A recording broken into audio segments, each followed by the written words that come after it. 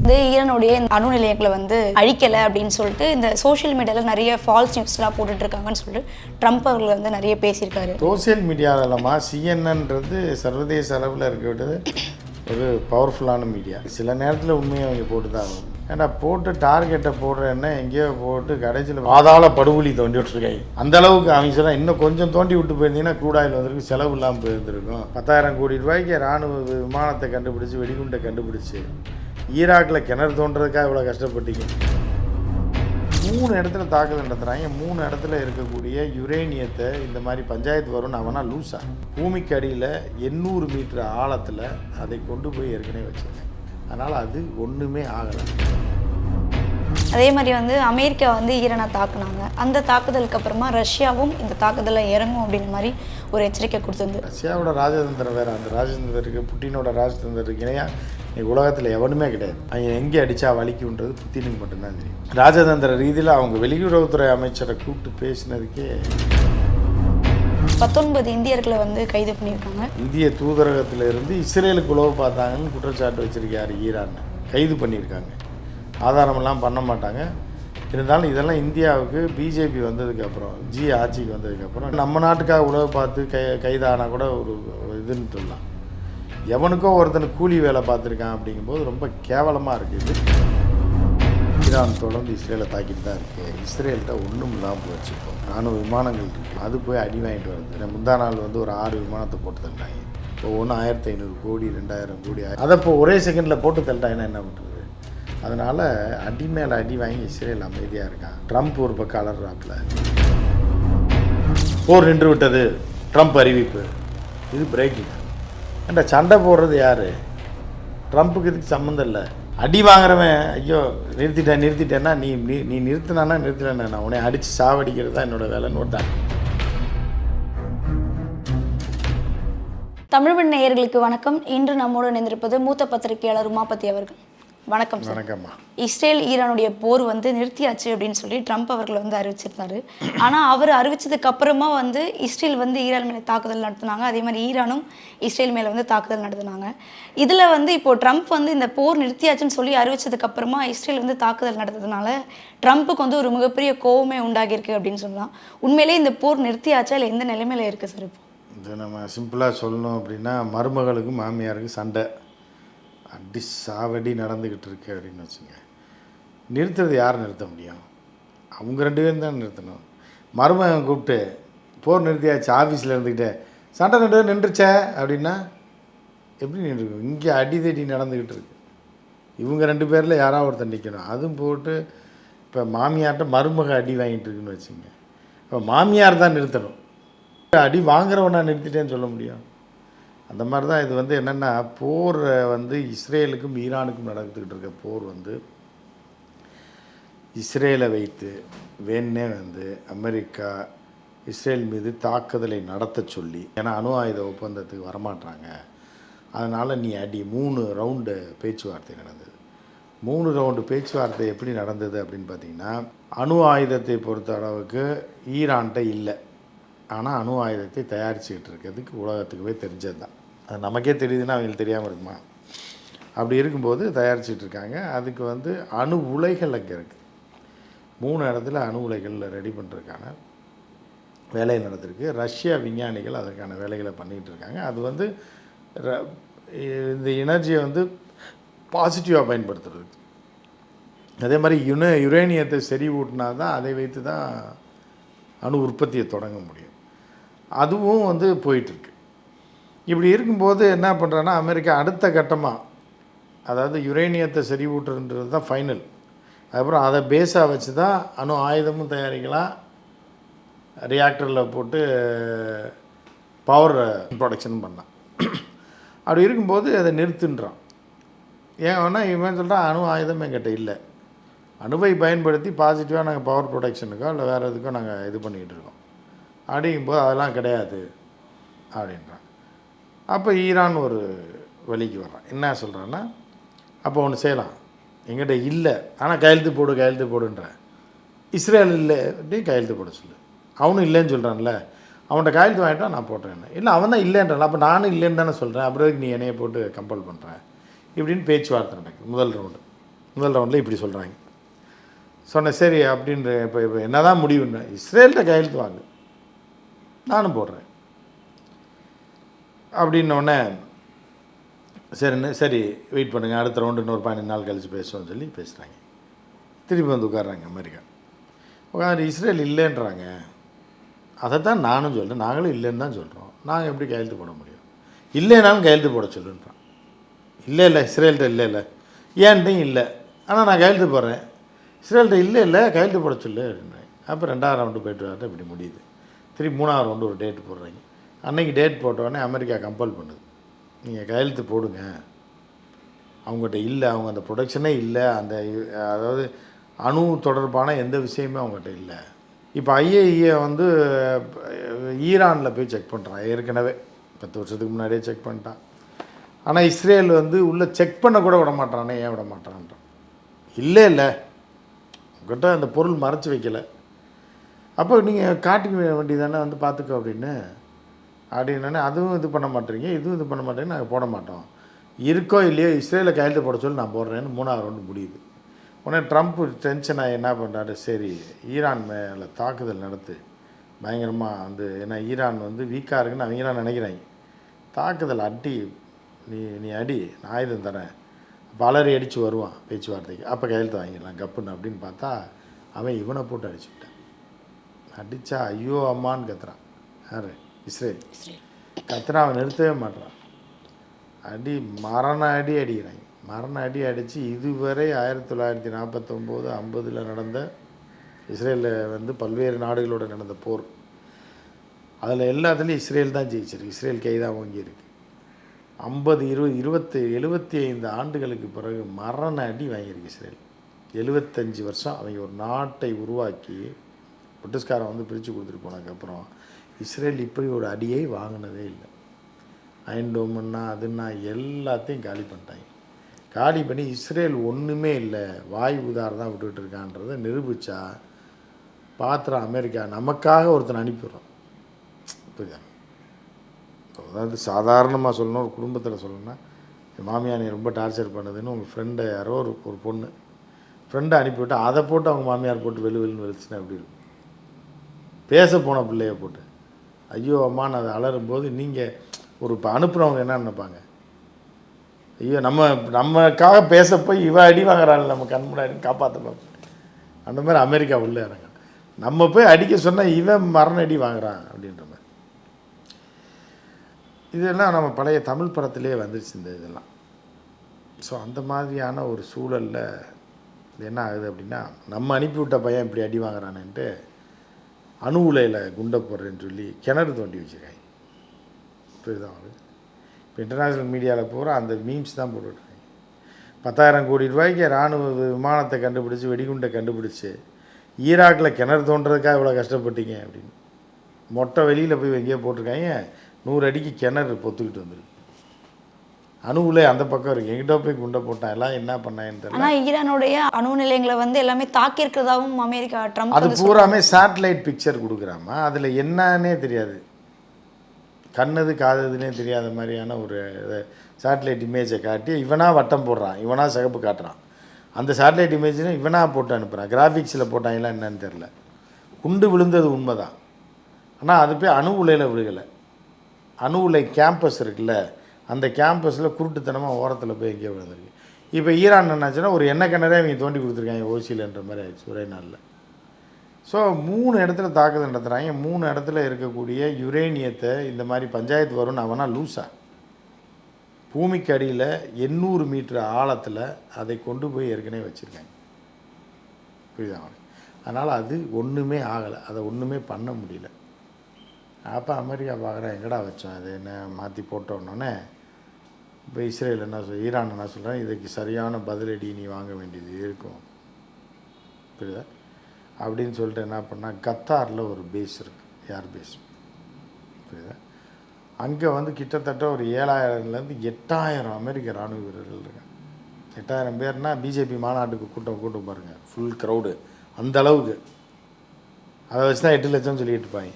இந்த 8000 பேர் வந்து அங்கே இருக்கான், வேலை பார்க்கலாம். யார்? அமெரிக்கன்ஸ். அங்கே தூக்கி குண்டை போட்டாங்க. யார்? ஈரான். நடத்தின தாக்குதலில் அமெரிக்கா பயந்துட்டான். சரி, இவன் அமெரிக்காவை அடிக்க முடியாது, அவ்வளோ தூரம் 10,000 கிலோமீட்டர் 12,000 கிலோமீட்டர் அடிக்க முடியாது. ஆனால் பக்கத்தில் குவைத்து, பஹ்ரைனு, யுஏஇயில் வந்து இருக்கக்கூடிய கண்ட்ரிஸு, ஈராக்கு, கத்தார், இங்கெல்லாம் வந்து இராணுவ தளங்கள் அங்கே போய் அடிக்கிறான். அடித்த உடனே பயந்துட்டு ட்ரம்ப்பு இல்லை, இந்த தாக்குதல் வந்து முன்கூட்டியே சொல்லி தாக்குனதுனால ட்ரம்ப் அவர்கள் வந்து நன்றிலாம் தெரிவிச்சிருக்காரு ஈரானுக்கு. அதாவதுமா ட்ரம்ப்பு வந்து எப்படின்னா ஊரை இழிச்சவன். இந்த இதில் விவேக் காமெடியில் பார்த்துருப்பேன், நெஞ்சில் கோடாரி பாஞ்சிருக்கும். என்ன பாஸ் கண்ணில் தண்ணியே வரல அப்படின்வாங்க. அது எனக்கு தாண்டா தெரியும் உள்ளுக்குள்ளே அப்படின்ற மாதிரி. கோடாலி எப்படிங்கிறாரன்ற மாதிரியான நிலைமை தான் இப்போ அமெரிக்காவுக்கு. சர்ற மாதிரியே வெட்டியிருக்காங்க. கோடாரியோடு போவான் பாருங்கள் விவேக், அதை எடுத்துகிற அதை ஆஸ்பத்திரியில் போய் எடுத்துக்கலாம். அந்த ரேஞ்சில் அப்படியே சிரிக்கிறீங்க, என்ன பாஸ் இவ்வளோ குத்து வாங்கி சிரிக்கிறீங்களே அப்படின்னு. அந்த மாதிரி தான் அந்த வலி உள்ளுக்குள்ளே தாண்டா தெரியுன்ற மாதிரி. என்ன அடி வாங்கினாங்கன்னு உள்ளே தான் தெரியும். ட்ரம்ப் நன்றி சொல்வார், விருந்து போடுவார், பிரியாணி கூட வாங்கி கொடுப்பாரு. ஏன்னா அடி அந்த மாதிரி வெளியே சொன்னால் அசிங்கம். அதனால் பெரிய ஆட்கள்லாம் சில நேரத்தில் வெளியே சொல்ல மாட்டாங்க, அப்படியே சைலண்டாக போகிறாங்க. இப்போ நன்றி சொல்கிறாருன்னு சொல்கிறீங்களே, இன்னும் 4 குண்டு போடவான்னு கேளுங்க. இப்போ நான் இப்போ ஒரு 3 குண்டை போட்டாங்க, நம்ம சொல்லிட்டு போட்டீங்க நன்றி. இன்னும் சொல்லிவிட்டு அமெரிக்காவில் போடவான்னு கேளுங்களேன் அவர்கிட்ட. பாஸ் சொல்லிட்டு வேணால் இப்போ நியூயார்க்கில் போடுவோமா பாஸ் 2 குண்டை, வாஷிங்டன் டிசியில் 2 குண்டை போடுவோமா பாஸ் அப்படின்னு கேளுங்க. அதுக்கு நன்றி சொல்லுவீங்களா, பிரியாணி வாங்கி தருவீங்களான்னு கேளுங்க. அந்த மாதிரி ட்ரம்ப் வந்து எப்படின்னா, ட்ரம்ப் ஒரு அரசியல் பண்ணாப்புல. இப்போ எல்லாருக்கும் என்ன சந்தேகமாக இருக்குன்னா, இந்த இவன் நம்ம வீட்டில் இருக்க சில பேர் ரொம்ப சேட்டை பண்ணிகிட்டு இருந்தான்னா, எங்கிட்டா கொண்டு சிக்க வச்சு 4 அடி வாங்க விட்டு சரியாக திருந்துவான்ற, வெளியே போய் அடி வாங்கினா திருந்திடுவான்ற மாதிரி இஸ்ரேலை சிக்க வச்சு அடி வாங்க வச்சுருக்கா அப்படியோன்ற ஒரு சந்தேகம் கூட இருக்குது. அதே மாதிரி வந்து அமெரிக்கா வந்து ஈரானை தாக்குனாங்க. அந்த தாக்குதலுக்கு அப்புறமா ரஷ்யாவும் இந்த தாக்குதலில் இறங்கும் அப்படின்ற மாதிரி ஒரு எச்சரிக்கை கொடுத்துருந்து. ஒருவேளை ரஷ்யா இறங்காமல் இருக்கணும் அப்படின்னா ட்ரம்ப் அவர்கள் இந்த போரை எப்படியாவது நிறுத்தணும் அப்படின்னு சொல்லிட்டு ரஷ்யனுடைய புட்டின் அவர்கள் வந்து சொல்லியிருந்தாரு. ஸோ ட்ரம்ப்புக்கு ஒரு மிகப்பெரிய ஒரு அழுத்தமாக இருக்கும்ல, இப்போ இந்த போரை எப்படியாவது நிறுத்தணும் அப்படின்னு சொல்லிட்டு. ரஷ்யா இறங்கும்னு யாருமா சொன்னாங்க? ரஷ்யாலாம் நேரடியாக இறங்காது. அது ரஷ்யாவோட ராஜதந்திரம் வேறு. அந்த ராஜதந்திரத்துக்கு புட்டினோட ராஜதந்திரத்துக்கு இணையாக இன்னைக்கு உலகத்தில் எவனுமே கிடையாது. அவ்வளோ சீனியர் லீடரு, அவ்வளோ எக்ஸ்பீரியன்ஸு. ட்ரம்ப்பு மாதிரி 10 ஜனாதிபதி அவர் பார்த்துருப்பார். ஆனால் அவர் அதே பொசிஷனில் தான் இருக்கார். போன டைம் ட்ரம்ப் இருந்தார், போன டைம் பைடன் ஒரு வயசானவர் இருந்தார், அதுக்கு முன்னாடி திருப்பி ட்ரம்ப் இருந்தாப்புல, அதுக்கு முன்னாடி நிறையா பேர் இருக்காங்க, ஒபாமா இருந்தார், என்ன நிறையா பேரை பார்த்துருக்காரு. அதனால் அமெரிக்கன் பாலிடிக்ஸ் என்ன, அவங்க எங்கே அடித்தா வலிக்குன்றது புத்தினுக்கு மட்டும்தான் தெரியும். ஸோ அதனால் அவர்கள் வந்து ராஜதந்திர ரீதியில் அவங்க வெளியுறவுத்துறை அமைச்சரை கூப்பிட்டு பேசினதுக்கே போரை நிறுத்த சொல்லிட்டாங்க. அப்படின்னா இறங்கினா என்ன ஆகுன்றதை நீங்கள் நினச்சி பாருங்க. ஸோ அப்படி தான் போயிட்டு. அதே மாதிரி ஈரானுடைய தூதரகத்தில் வேலை பார்த்த 19 இந்தியர்களை வந்து கைது பண்ணியிருக்காங்க. இஸ்ரேலுக்கு வந்து உளவு வேலை பார்த்துருக்கதா அப்படின்னு சொல்லிட்டு. இது எப்படி சார் பார்க்குறீங்க? இது உண்மையா? என்ன நடந்துட்டுருக்கு? இல்லை, அதாவது ஏற்கனவே இந்த குற்றச்சாட்டு கத்தாரில் பிடிச்சி வச்சாங்க, ஒரு 7-8 பேரை பிடிச்சி வச்சு மரண தண்டனை விதிச்சிட்டாங்க. சரியா? அப்புறம் ஜிபிஎஸ்சி ஈசியில் அவங்கள வாபஸ் வாங்கிடுறோம். அவங்க பூரா யாருன்னா முன்னாள் கடற்படை சேர்ந்தவர்கள், இந்திய கடற்படையை சேர்ந்தவங்க, முன்னாடி ஆர்மியில் இருந்தவங்க ரிட்டையர்ட் ஆகிட்டு அங்கே போய் கத்தாரில் வேலைக்கு போகிறேன்னு சொல்லிட்டு இஸ்ரேலுக்கு உளவு பார்த்தாங்கன்னு சொல்லி அரெஸ்ட் பண்ணாங்க. அதே காலில் விழுந்து காப்பாற்றினார். இப்போ இவர்கள் வந்து நேரடியாக எம்பசியில் இருந்து இந்திய தூதரகத்தில் இருந்து இஸ்ரேலுக்கு உளவு பார்த்தாங்கன்னு குற்றச்சாட்டு வச்சுருக்காரு ஈரான்னு. கைது பண்ணியிருக்காங்க. ஆதாரமெல்லாம் பண்ண மாட்டாங்க. இருந்தாலும் இதெல்லாம் இந்தியாவுக்கு பிஜேபி வந்ததுக்கப்புறம், ஆட்சிக்கு வந்ததுக்கப்புறம் நேரக்கூடிய கேவலங்கள் இது. நம்ம போய் நம்ம நாட்டுக்காக உளவு பார்த்து கைதானால் கூட ஒரு இதுன்னு சொல்லலாம். எவனுக்கோ ஒருத்தனுக்கு கூலி வேலை பார்த்துருக்கான் அப்படிங்கும்போது ரொம்ப கேவலமாக இருக்குது. இது எப்படி போய் முடிய போகுது, இது அடுத்தடுத்த கட்டத்தில் எப்படி போகுதுன்றதை நம்ம பொறுத்திருந்து தான் பார்க்கணும். அதை நம்ம தான் ஃபஸ்ட்டு பிரேக் பண்ணியிருக்கோம் காலையில். இதோட 19 பேர் அப்படின்றத பார்க்கலாம் அடுத்து என்ன நடக்குது. இப்போ ட்ரம்ப் அவர்கள் வந்து எப்படி இந்த போரை நிறுத்த போகிறாரு? ஏன்னா வந்து முன்கூட்டியே வந்து அறிவிச்சிருக்காரு. அப்படின்றப்போ எந்த அளவுக்கு இந்த போர் வந்து நிறுத்துவாருன்ற மாதிரி. ஹீரோ வந்து இங்கே நின்றுருப்பான். யார்? அர்ஜுன் வந்து இங்கே நின்றுருப்பான். நின்றுட்டு இருக்கும்போது என்னென்னா அந்த ஹீரோயின் வேகமாக வருவாள். வந்த உடனே நடுவில் வடிவேல் போய் நம்மளை தான் கட்டிப்பிடிக்கிறோன்னா கைக்குள்ளே பூந்து அவன் மேலே போய் எவ்வளோ டெக்னிக்காக வந்தாங்க பாருன்ற மாதிரிலாம் இருக்குல்ல. அதே மாதிரி தான் இப்போ ட்ரம்ப் நிலைமையாச்சு. அவள் வர்றது அந்த ஹீரோவை பார்த்து. ஏன்னா நடுவில் ட்ரம்ப் இங்கிட்ட கையை வச்சுட்டு இப்படி ஆடிட்டு இருக்காங்களோ அவன். அந்த மாதிரி சண்டை வந்து ஈரானுக்கு இஸ்ரேலுக்கும். ட்ரம்ப் ஊடால புகுந்து அதை நிறுத்திடலாம் தடுக்கலான்னா நீ என்ன ட்ரம்ப் ஊடால விழுந்து சாகவா முடியும் ரயிலில் விழுந்து? அது ஒன்றும் பண்ண முடியாது. பேசலாம், பட் ஆனால் அதெல்லாம் அங்கே ஈரான் நினைத்தா, இப்போ ஈரான் கை தான் ஓங்கி இருக்கு. ஈரான் நினைத்தா மட்டும்தான் போர் நிற்கும். இனி யார் நினச்சாலும் நிற்காது. ஈரானுக்கு பின்னாடி வலுவாக சைனாவும் ரஷ்யாவும் இருக்குது. ஏற்கனவே இதில் தலையிடாதன்னு சொல்லி ரஷ்யா சொல்லிச்சு. 2 நாடுகளும் சண்டை போட்டுட்ருக்காங்க. அது அவர்களுடைய பிரச்சனை. அமெரிக்கா தலையிட்டால் நாங்களும் உள்ளே வர வேண்டியது இருக்குன்னு. இப்போ அமெரிக்கா தலையிட்ட உடனே புட்டின் நேராக கூப்பிட்டு ராச்சியை கூப்பிட்டு, வெளியுறவுத்துறை அமைச்சர், ஈரான் வெளியுறவுத்துறை அமைச்சர் ராச்சியை கூப்பிட்டு பேசி, சரி நீங்கள் அடிங்கப்பா என்ன பண்ணணும்னு நினைக்கிறீங்கன்னா, கத்தாரில் 2 போடுவோம் ஃபஸ்ட்டுன்னு. சரி ஒன்று ஒன்றா பார்த்து பண்ணுங்கள். அதனால ஒரே அடி தான், கத்தாரில் மட்டும்தான் அடித்தாங்க. அடுத்து யூஏயில் அடிக்க போகிறோன்னு அறிவிப்பு ட்ரம்ப் நிறுத்திட்டாங்க. இந்த போர் வந்து நிறுத்தப்பட்டுச்சா? போரில் நிறுத்தப்படலை. அது நம்ம கோடி மீடியாவில் போடுவான் நிறுத்த வேண்டிய ஆள் நிறுத்துறேன்னு சொல்லவே இல்லையே.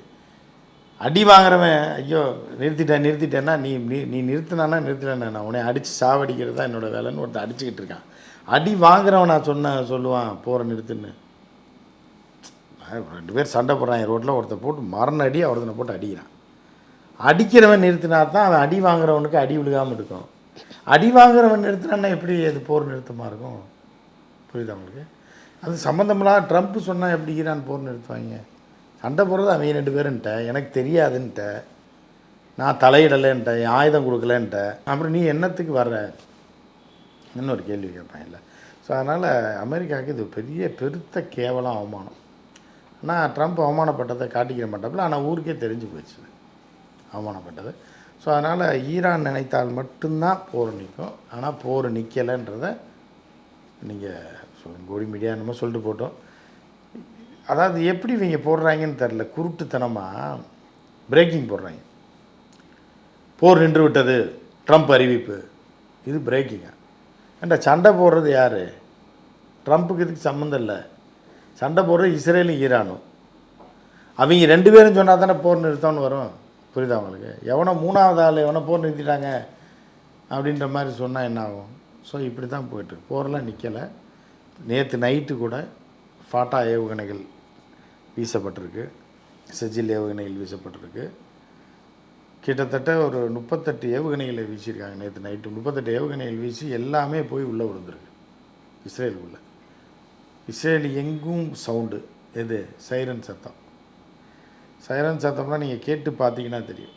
கலவரத்தில் நீ வீட்டில் இருக்கீங்க, திடீர்னு பயங்கரமான சவுண்டுக்கு ஆம்புலன்ஸ் சவுண்டாக கேட்டுட்டு. இப்போ நம்ம கொரோனா டயத்தில் பார்த்தீங்கன்னா வெறும் ஆம்புலன்ஸ் சவுண்டாக கேட்டுருக்கு. சும்மா படுத்துருக்கவங்கலாம் பயந்துருவான். ஐயோ என்னடா இவ்வளோ பேர் செத்துட்டாங்களா? அது எப்போயாவது ஒரு ஆம்புலன்ஸ் சவுண்டு கேட்குறதே ஒரு நாள் ஃபுல்லாக கேட்டுட்ருக்கே நமக்கு எவ்வளோ மன ரீதியான பலருக்கும் பாதிக்கப்பட்டுச்சு. ஏன்டா ரோட்டில் ஆளே இல்லை, எதுக்கடா ஆம்புலன்ஸ் ஆன் பண்ணிட்டு போகிறீங்கன்னுலாம் நானே போட்டிருக்கேன் போஸ்டர். ரோடு க்ரௌடாக இருக்குது, டிராஃபிக்காக இருக்குன்னா நீ ஆம்புலன்ஸ் சவுண்டை போட்டு போகலாம் புகுந்து போகிறதுக்கு. ரோடு தான் காலியாக இருக்குது, எவனுமே வெளியே வரக்கூடாதுன்ட்ட. காலியாக இருக்க ரோட்டில் எவனுக்கிட்ட ஆம்புலன்ஸ் சவுண்டு வைக்கிறீங்க அப்படின்னு. அதுவே பலரை மன ரீதியாக பாதிக்க வச்சு. ஆனால் 24 மணி நேரத்தில் மிட் நைட்டில் 2 மணிக்கு 3 மணிக்கெல்லாம் வார் சவுண்டு கேட்டால் அப்படி இருக்கும். பயங்கரமான அலார்மிங் சவுண்டு. பிள்ளைக்குட்டிலாம் முழிச்சிடும், எங்களுக்கு தூக்கமே வராது. அப்போ மன ரீதியாக பாதிக்கப்பட்டு இஸ்ரேலியர்கள்லாம் மிக கொடூரமான மன உளைச்சல் நோய்க்கு ஆளாகி வேலைக்கும் போக முடியாமல் மெட்ரோ ஸ்டேஷனில் போய் படுத்துருக்கேன். அடியில் பொந்துக்குள்ளே போய் இருக்கிற பெட்ஷீட்டை தூக்கிட்டு போய். இந்த நிலையெல்லாம் வந்தால் தான் ஒருத்தருக்கு தெரியும். ஏசியை போட்டு கட்டிலில் படுத்துட்டு இதை பற்றி யோசிச்சுட்டோ பேசிகிட்டு இருக்கவனுக்கு தெரியாது. போர் நிற்கலை. போர் தொடர்ந்து நடைபெற்று கொண்டு தான் இருக்குது. ஈரான் தொடர்ந்து இஸ்ரேலை தாக்கிட்டு தான் இருக்குது. இஸ்ரேல்கிட்ட ஒன்றும் இல்லாமல் போயிடுச்சு. இப்போது இராணுவ விமானங்கள் இருக்குது, ஏர்ஃபோர்ஸ் விமானம், அது போய் அடி வாங்கிட்டு வருது. போகிறதுக்கு பூரா அடிச்சுட்டு முந்தா நாள் ஒரு 6 விமானத்தை போட்டு தள்ளிட்டாங்க. 6 விமானம்னா ஏதோ நம்ம வீட்டில் ஏதோ பழைய பாத்திரத்தை போட்டு தள்ளிட்டாங்கன்ற மாதிரி பார்க்க முடியாது. ஒவ்வொன்றும் 1500 கோடி, 2000 கோடி, 1700 கோடி. ரெண்டாவது ஆர்டர் பண்ணிங்கனாலும் உடனே கிடைக்காது. இப்போ நம்ம போய் ஒரு வாட்ச் வாங்குகிறோம், சுடிதார் வாங்குறோன்னா போய் 600 700 1000 கொடுத்தோன்னா உடனே வாங்கிட்டு வந்துடலாம். ஆனால் போர் விமானத்தை வாங்க முடியாது. ஆர்டர் பண்ணால் 6 மாதம் கழிச்சு தான் வரும், இல்லை 6 வருஷம் கழிச்சு தான் வரும். அதை இப்போ ஒரே செகண்டில் போட்டு தள்ளிட்டாங்கன்னா என்ன பண்ணுறது? அதனால் அடி மேலே அடி வாங்கி இஸ்ரேல் அமைதியாக இருக்கான். ட்ரம்ப் ஒரு பக்கம் அலறாப்பில். ஸோ என்ன நடக்குதுன்னு நம்ம பொறுத்திருந்து பார்க்கலாம். ட்ரம்ப் வர வந்து ரொம்ப பெருமையா சொல்லிட்டு இருந்தாரு, ஈரானுடைய எல்லா அணு நிலையங்களும் வந்து தாக்கியாச்சு, எருமை அழிச்சாச்சு மேய்க்கிறதுல மொத்தமா என்ன அப்படின்னு பெருமை சொல்லிட்டு. வேண்டி கிடக்குன்ற மாதிரி தான் அது. மேய்க்கிறது எருமை, இதில் என்ன பெருமை அப்படின்ற மாதிரி. நீ போட்ட குண்டு அங்கே போய் விழுகலை, பக்கத்து கிணறு தோண்டி விட்டு வந்திருக்க, இதுக்கு என்ன பெருமை வேண்டியிருக்கு? கரெக்டாக போட்டு அணு உலையை அழித்து ஈரானை நாசமாக்கி, நீ உண்மையாக குண்டு போட்டிருந்தேன்னா நீ வெளியவே சொல்ல வேண்டாம்.